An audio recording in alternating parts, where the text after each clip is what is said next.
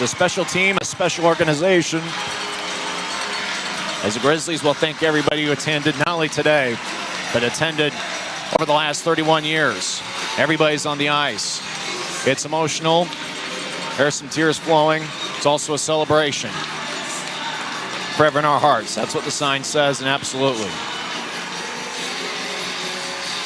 And for some of us, we're absolutely scared to death that we won't find an opportunity like this again.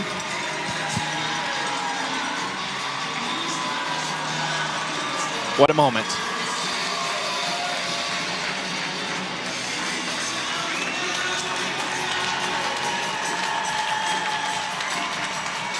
Grizzlies are taking a couple laps around the ice to thank everybody. And the fans are thanking the Grizzlies for their efforts, not only all season, but it's really a combination of everybody that's worn a Grizzlies uniform over the last 31 years.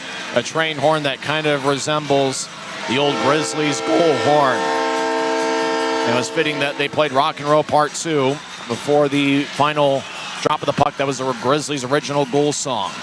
Grizzlies hang out at center ice surrounding Grisby. Welcome back, ECHL fans, to another episode of the ECHL Insider. I am your host, Garrett Hunter, for the final week of the regular season. I'm excited. I hope you are. But first, as you just saw, the final moments of the Utah Grizzlies franchise. The players did a lap several times, actually, to salute all the fans and the fans to see off their Grizzlies, the last game in franchise history before they move to become the New Jersey Ironhawks. Just an emotional night there in Utah. You could even hear the voice of the Grizzlies getting emotional, all the fans crying and everything as their team leaves permanently.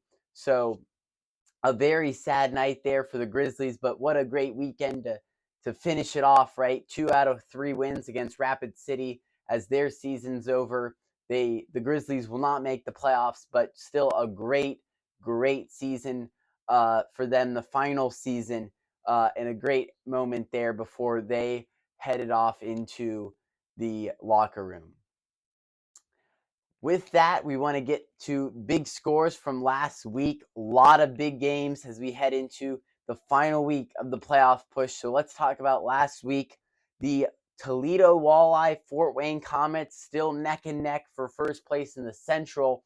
Fort Wayne, though, picked up a 5-4 win on the Walleye last week. That will be a big game next week as well, going into the final week of the regular season.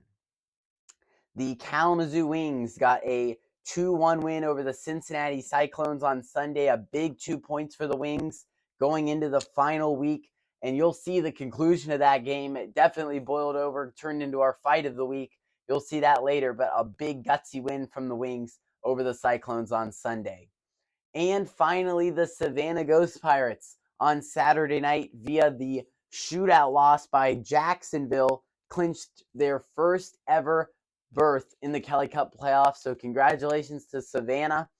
Several years they've had to wait for this, but definitely a fun moment for them. And they got to celebrate on home ice with a 4-2 win over the Atlanta Gladiators on Sunday afternoon. So congratulations to the Ghost Pirates. Well, as we bring you into our top 5 games of the week, we want to tell you that all 4 playoff spots have been clinched in the Mountain, South, and North Division. Maine, Adirondack, and Reading all clinched in the North.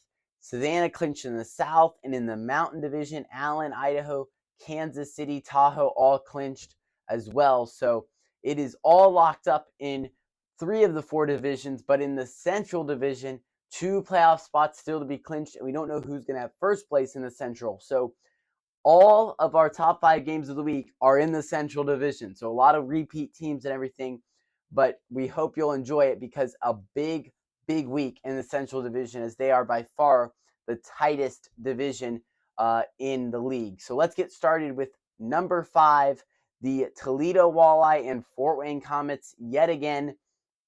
But this one really big, right? Fort Wayne has closed the gap to just 2 points for first place. So the game on Thursday night, Toledo-Fort Wayne, should be a really big matchup. Fort Wayne's won their last 3 games in a row. Toledo's looked good as well. How do you get going here to get your team motivated. You want the top seed in the Central Division. So should be a big matchup between the Comets and the Walleye on Thursday. At number 4, before we talk about number 4, let's remind you of what the standings look like right now in the Central Division, okay? I even have a visual reminder for you up here of what it looks like. So right here you've got the Indy Fuel, 76 points. They're currently in 3rd place. The Bloomington Bison, 75 points. The Cincinnati Cyclones, also 75 points. And then the Kalamazoo Wings, 74 points. So that's how close it is going into the final week. Only 2 of these teams in front of me are going to clinch the playoffs. 2 of them are going to barely miss the playoffs. It is going to be so tight, so close for all 4 of these teams. So that is what's in front of me. That's how the standings look from 3rd place to 6th place right now in the Central Division. So with that, our number 4 game of the week, the Kalamazoo Wings and the Fort Wayne Comets on Sunday. This could be a meaningless game for Kalamazoo. It could be win and you're in the playoffs, so, right? Depending on what happens early in the week. So still very much could be a big game. Kalamazoo ending the season on the road against Fort Wayne. Obviously a big matchup and a big environment. We talk about it a lot in Fort Wayne. So how do you handle the pressure if this is indeed a win and in situation for Kalamazoo? Going on the road, you got to contend with a lot of great players like Kirill Tutayev for the Comets, Jalen Smerek, 2 very good, talented point getters for the Comets. So should be a big game on Sunday for Wings and Comets. At number 3, another installment of the Indiana rivalry, Fuel and Comets on Wednesday. Indy's been led defensively by Matt Petgrave, 45 points from the blue line for Indy this year. Very impressive from Petgrave. But, you talk about it again. This is a very good Fort Wayne team with still something to play for, right? Fort Wayne is playing for that top seed in the Central Division. So it's not like they're just trying to run out the clock on the regular season, get to playoffs, right? So this is a team that's obviously good, right? But also it's something to play for. So the Fuel are playing for their playoff berth, and Fort Wayne, they're playing for the number 1 seed in the Central Division. So it should be a big matchup on Wednesday. Fuel need these points. They've seen their lead just really shrink in that Central Division playoff picture. So they need these points really bad on Wednesday. Should be a good game there in Fort Wayne. At number 2, we go back to the Indy Fuel on Saturday night in Wheeling. So they will, after Fort Wayne, get on the bus and travel to Wheeling, West Virginia for a big matchup Saturday night with the Nailers. Nailers have clinched the 1st place spot in the North Division. They don't have a lot to play for, but obviously they want to stay sharp, right? And for the Fuel, you have everything to play for. Your season's on the line this week. So should be a big matchup between the Fuel and the Nailers. You've got to get points if you're Indy. And for Wheeling, really just the goal is, hey, let's stay sharp before the playoffs, right? We got 1st place. We don't know who we're playing, right? Wheeling's either going to play Adirondack or Reading, but stay sharp before the playoffs. And then you have a team like Indy coming into your building with their whole season on the line. So it should be a very interesting matchup Saturday night between the Fuel and the Nailers.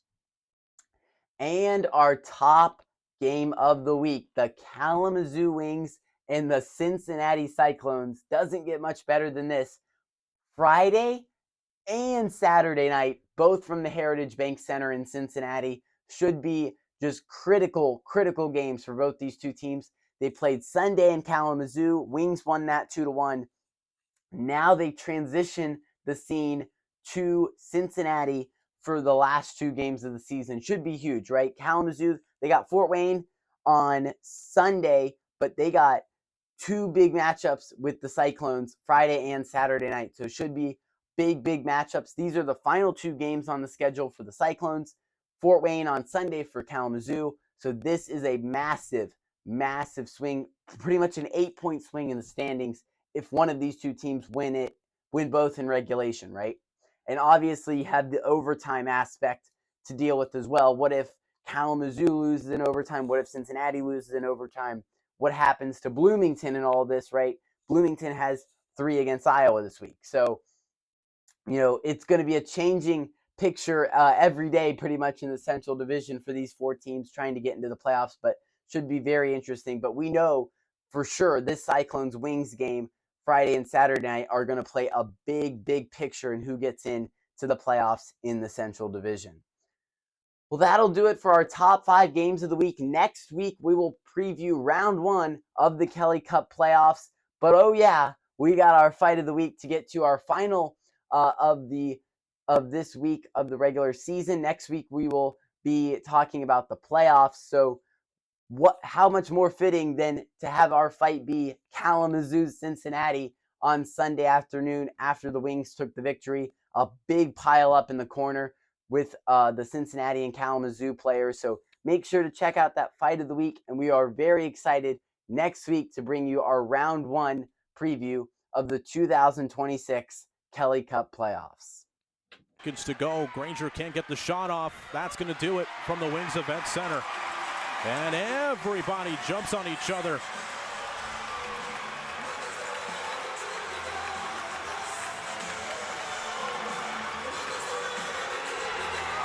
Jaworski and Preston locked up and frustrated. Now everybody goes over. Justin 5 in the mix as well.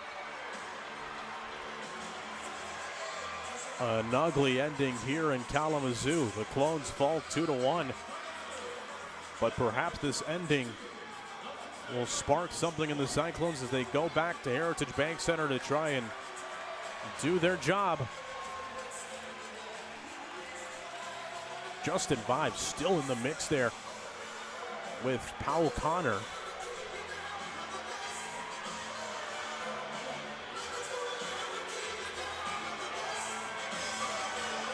Justin 5 incensed.